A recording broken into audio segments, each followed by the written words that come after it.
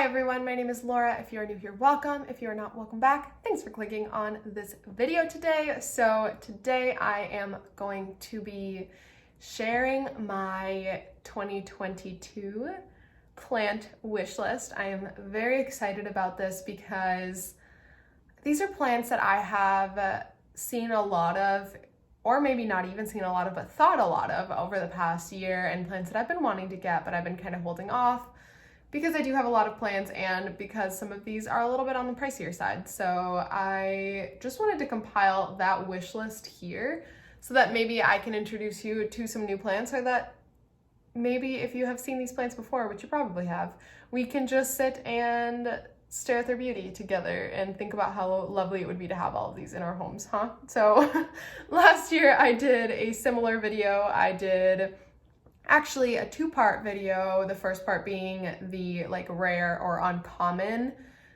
wishlist plants that I had, and the second one being the more common and accessible wishlist houseplants that I had.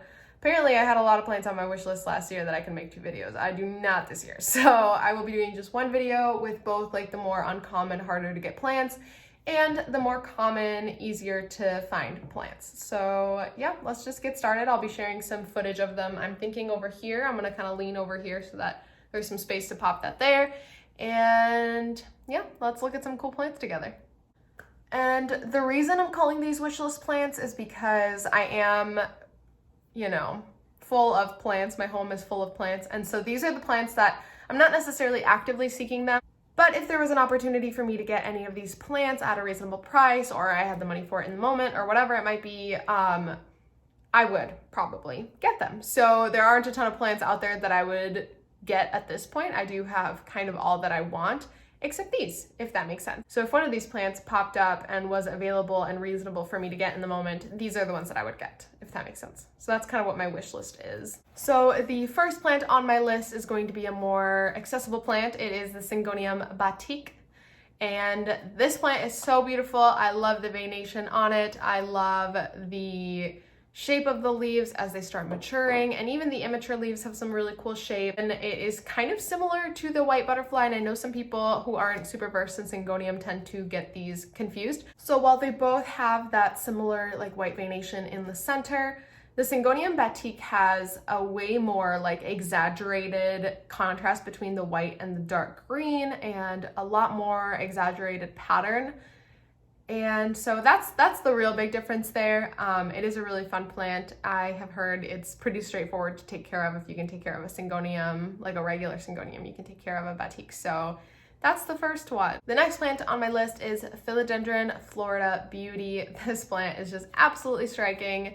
This leaf shape is one of my absolute favorite leaf shapes. So similar to the Florida Green, Florida Ghost, this leaf shape is so cool, especially as the plant starts to mature. The leaf shape is amazing. And then the beauty of the Florida Beauty is that cream and yellow and green variegation that it has going on. I just find it absolutely stunning.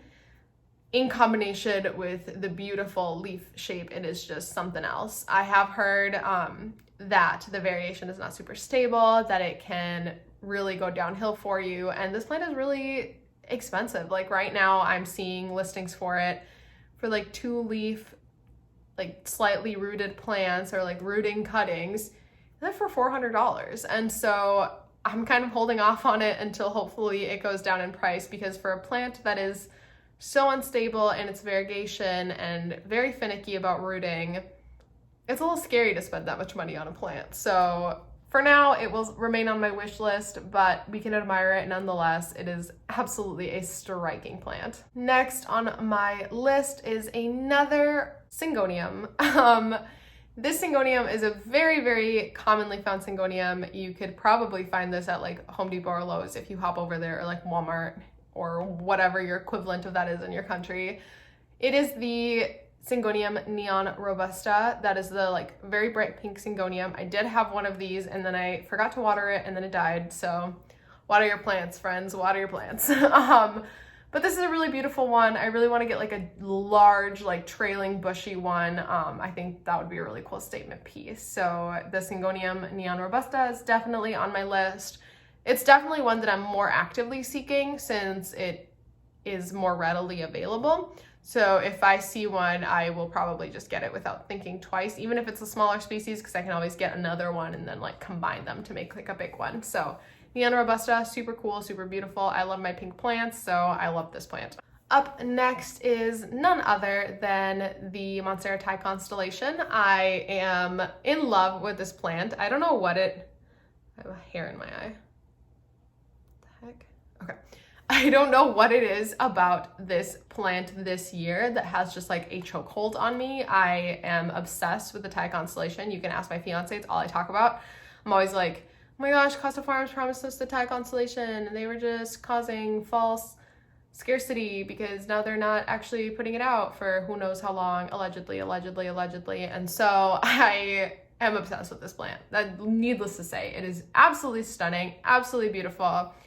I love that it's the large form like Monstera deliciosa and not the small form Monstera borsigiana, so the leaves get so massive on the mature plants and they're just so striking. And unlike the Monstera albo, they do have very stable variegation, and so you don't really have to worry about it losing its variegation and having to go in and like perform surgery and cut off the unvariegated pieces so that the variegation comes back. It's not something you need to worry about. You can just admire its beauty and its variegation, and I'm really loving, and I know this is like very mainstream to love like the cream and yellow variegations, but I'm hopping on that bandwagon. I love the yellow and cream variegation, and this plant is just serving all of the yellow and cream variegation. So a beauty, an absolute beauty. I've heard it is more prone to root rot issues, but so are a lot of plants, you know, and some plants are ugly and they're prone to root rot issues, and we still keep them in our house. So why not keep this one? Why not keep this one? Up next on the list is a Dissidia Ovata, or a Dissidia watermelon. I believe this one was on my list last year, but I really didn't see any this year. I saw a couple people sell like prop boxes of them where they were propagating some nodes of the Dissidia Ovata, Dissidia watermelon, but I haven't really seen a nice full plant, and I really want a nice full plant of it. So I'm still holding out, still waiting to see if I can find one. I really love this plant. The Dissidia Ovata is so cool. They sun stress really nicely. So I do love a good plant that sun stresses, because sun stressing is beautiful, and sun stressing is the only stressing we're doing in 2022. I ended up getting a peperomia. It's not the petrolata, it's another one. I think it's known as the peperomia beetle. In the meantime, to kind of like serve as a stand-in for the Dissidia Ovata, since they do look kind of similar, but the growth pattern is way different. And so I am really actively seeking this plant. I'm hoping that I can find a nice full pot. Even if it's a small pot, it can be like a full like 4-inch pot, but just like a nice full one where it's not just like one strand with like 3 little leaves on it. But yeah, I'm really loving this plant, and I apparently have been loving it for a long time, so hopefully I'll find one this year. Next on the list is a Philodendron Splendid. Philodendron Splendid is a cross between a melanochrysum and a varicosum. Two plants which I do have, two plants which I have struggled with, but I've heard that the cross between the two actually makes it a very like easy plant to take care of, because usually when you cross plants like hybrids, you get like a better version of the two parents. And so I've heard that the Splendid is a lot easier to care for than especially the varicosum, but also the melanochrysum. And I am very much actively seeking this plant as well.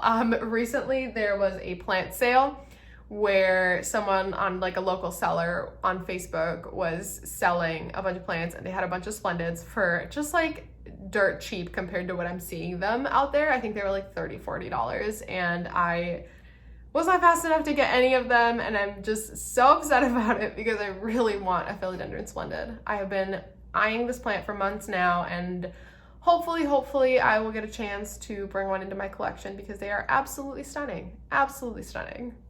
Up next on the list is another plant that I think I had in my list last year. So this is the Hoyasara Walk. This Hoya is super cool. It grows really big, like almost like ovally heart-shaped leaves. You're gonna see pictures. This is what I'm showing is better than this, but they are so stunning how big they get. I think it's also known as like the dinner plate Hoya or something like that, because the leaves just get so massive, and I love the growth pattern of it. I feel like it grows the same as other Hoya, but looks different because of the just magnitude of the size of the leaves. And it also has that like slight veination, and I really love that. I love Hoyas where you can see the veins on them. They're not just all green. I am really hoping that I can run into this plant for a reasonable price. I think this year they were selling for about $100, which is not crazy, but I don't know. I don't think I would spend $100 on a plant right now. So I'm kind of holding off to see if maybe they go down in price a little bit, or if I can find a trade or a cutting or something, because these plants are really cool and I'm hoping to add one to my collection this year. Okay, this one is a little bit out there. Maybe it's not. These plants used to go for like thousands of dollars, but I've been recently seeing like Botanicas has been selling them for like $200, and I almost bought one like in like a fever dream the other night. I was just like up scrolling on my phone until just like the wee hours of the morning, and I was so tired. And I saw one for like $200, and I was like, I'm just gonna buy it, but I didn't. And I'm like really glad, but also really sad that I didn't, because if I would have just bought it, there's nothing I can do about it. You know, it was sleepy me that bought it, not real me. But the plant is variegated Monstera adansonii. These plants are absolutely stunning. They are so cool. Like I said, I think they're becoming a little bit more available and reasonably priced. There we go.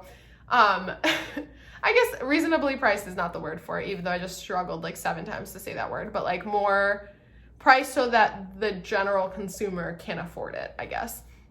Because there is no reasonable pricing in the plant world. None of it's reasonable. It's all just like supply, demand, whatever. So this plant is becoming, I think, more available, and so I'm hoping that I'll stumble upon one, or maybe fever dream, sleepy me will buy one in the middle of the night without like conscious me being aware. So this plant's so beautiful. I love, love, love the regular Monstera adansonii. As you can see, I have a big one right behind me. But I also have a ton in my home. I think I have like 4 Monstera adansonii, and so I would love to have a variegated one. They're just absolutely stunning to me. They are so beautiful, and I just have said that the plant is beautiful over and over again, so we can move on. But just admire it. Just admire it. It's a gorgeous plant. Up next, and another Monstera, so kind of on a similar trend here, is the Monstera obliqua. I've heard some people call it the obliqua, but I don't like the way that sounds, and I don't know why. And it's probably correct, but I'm gonna call it the obliqua because just the way obliqua sounds to me, like, I don't know, it just sounds weird. But Monstera obliqua, super cool. Another one similar to the variegated Monstera adansonii that has significantly decreased in price over the last like 6 months. So I'm hoping that I'll be able to get my hands on one, because these plants are so cool. I love the way that the fenestration comes out and the way that the leaves are kind of shaped. And as they mature, they just get really, really, really unique. And again, I'm a lover of Monstera adansonii, and this is very similar, but more unique than the Monstera adansonii. So that is why it is on my list. It is also kind of a collector's plant, maybe not so much anymore, and so I definitely want to add it to my collection. These tend to send off runners, so that's just like a bunch of nodes with no leaves, and so people will oftentimes sell runners to be rooted, and I would love to do that. I love rooting nodes, so if anyone knows of anyone who's selling obliqua runners, hit me up, because I will buy your obliqua runners and grow out my own little obliquas, because I love growing plants from little nodes. It just makes me feel like a little happy plant mom that like made a little node turn into a little plant. So yeah, I would love to grow little obliqua runners. I would almost prefer that than to getting like an actual like full grown obliqua. So hit me up if you have obliqua runners. I would love to grow them out. Next on the list is a Hoya calistophyla. This plant is very, very beautiful. I'm a big lover of Hoya, and like I've said in this video and probably in other videos too, I really love when Hoyas have very like striking veination. And so I really love that this plant has kind of the lime green, like regular plant green. It's a little bit more on like the lime green foliage, and then it has the very like curvy dark green veination pattern throughout. This plant is so striking to me, and when they become like very large full pots, they are just absolutely like a centerpiece in your home. These Hoya are so unique And I believe they are a little bit more accessible. Like they're not like $10 plants, but they aren't like $1,000 plants. Like they are pretty accessible. They're not that hard to find. And so I will be keeping my eye out for one in 2022 to possibly add to my collection. The Hoya calistophyla is absolutely a stunning plant. Next on my list is a Philodendron Ring of Fire. These plants are so cool. They're the same or similar leaf shape to the Hoya Jungle Boogie. I don't know what their relationship with Philodendron Jungle Boogie is. I don't know if like they're the variegated version of it or not. I don't think they are, but they do have that similar leaf shape where it's kind of like the jagged sides. This is gonna be doing a much better description than what I'm doing with my little hands, my little hand dance, but yes, the leaf shape is very unique, very different from a lot of like philodendron leaf shapes and really any other leaf shapes. And then the Ring of Fire variegation is very, very unique as well. It has the yellow and cream variegation that is very popular right now. And like I said, that is a bandwagon I have hopped right on. I am leading the train of the yellow and cream variegation. I'm obsessed with it. And so this really is an awesome example of that yellow and cream variegation. I have seen these plants here and there pop up at like specialized nurseries and plant shops. So I'll be keeping my eye out for one. The Ring of Fire is so cool, and I think it's lost a lot of popularity and it's gone down in price because of the caramel marble. I'll insert some pictures of the caramel marble so you can see it. It is cool, it's a beautiful plant, but I don't know, the Ring of Fire is still, in my opinion, a more striking species. But maybe that's just my opinion, and I think that the Ring of Fire, some more pictures of Ring of Fires, so we can stop looking at the caramel marble, stop giving it the attention. It's already getting the attention. The Ring of Fire gets really neat when it gets really big. Like I've seen people who have Ring of Fires in like 10-inch pots, and they are just some really neat plants. So I'll be keeping my eye out. I would love to add a bigger one to my collection, but I would also be very happy with the little one to grow out. So like all of these plants, I will be keeping my eye out for one in the upcoming year. Next on my list is a Philodendron Jose Buono. This plant, oh my goodness, it is probably up there on my list. Along with like the Thai Constellation, I think these two are up there. And maybe you can see a pattern as to why it has very similar variegation to the Thai Constellation. It does tend to get more white and can get more sectoral variegation than the Thai Constellation, but it does have that similar like star constellation speckled look to it, and it does get that like yellow cream variegation, though it does get some white as well, if that makes sense. You're seeing pictures, I'm sure it makes sense.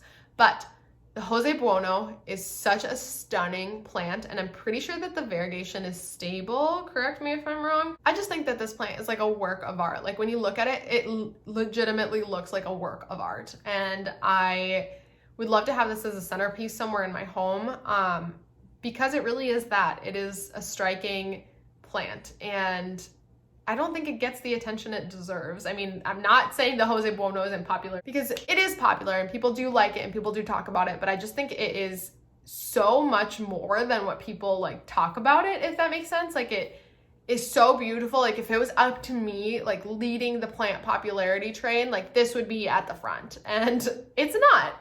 So I would absolutely love to add one to my collection because I love it and I think it's so beautiful. So yeah. Jose Buono. So we have 3 plants left to go through. Stick with me, we're almost done. Next on my list is the Monstera esqueleto or Monstera epiphanoides. This one is so beautiful, and you're probably not surprised that this is on my list after seeing the variegated Adansonii and the obliqua on my list. This is probably no surprise, but it is another Monstera that has a similar leaf shape to the Adansonii. It grows so much bigger though, and it gets similar, but not really similar fenestration to the Adansonii. Again, not really similar, but it's like what I can compare it to in my little pea brain. So it is, the leaves are just massive. The fenestrations get huge. The leaf shape is so cool. Just look at it. It is such a neat plant. It's another like statement piece type of plant, and so I would love to add this one to my collection. I haven't seen a ton around. I think I've seen like 1 or 2 pop up at like specialty plant shops near me, but they are available online, and I don't think they're very popular, and I don't really know why, because I think they're really, really cool. So yeah, the Monstera Skeletto or Monstera epiphanoides is definitely on my list for 2022. I will be keeping an eye out for it because it's such a cool plant. And my last two plants kind of go together, so I've saved them for the end, and these might be a little bit like 2020, early 2021, not super popular anymore, but I don't care about plant popularity. I care about the plants that I like and the plants that I want. So this plant is the Antherium moroquianum, or the Queen Antherium. This plant is so stunning. It has the very beautiful like velvety leaves that antheriums are known for, and the like white pattern on it or venation on it. It has such cool like little elongated lobes at the top, and then it's just long and striking, and it's like a majestic looking plant. I mean, it's the Queen Antherium for a reason, you know?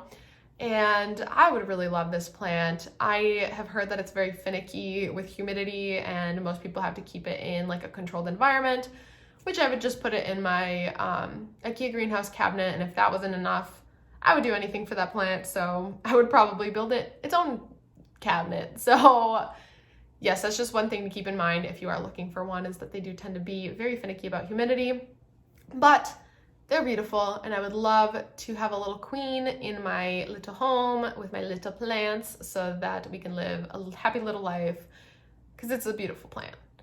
And the next plant is probably no surprise, but it is the Antherium veitchii, or the King Antherium. So unlike the Queen Antherium, this plant does not get the velvety like sheen to it. It doesn't have any venation, but it does grow very long. And on top of that, as it matures, it gets these really cool like ridges or ribs on it. And I don't know of many plants that do this. It is so cool. It is just so unique, so different. And I've heard that this plant is a little bit more hardy than the Queen Antherium. Generally, it does not need to live in a controlled humid environment. It can live at room temperature and be okay.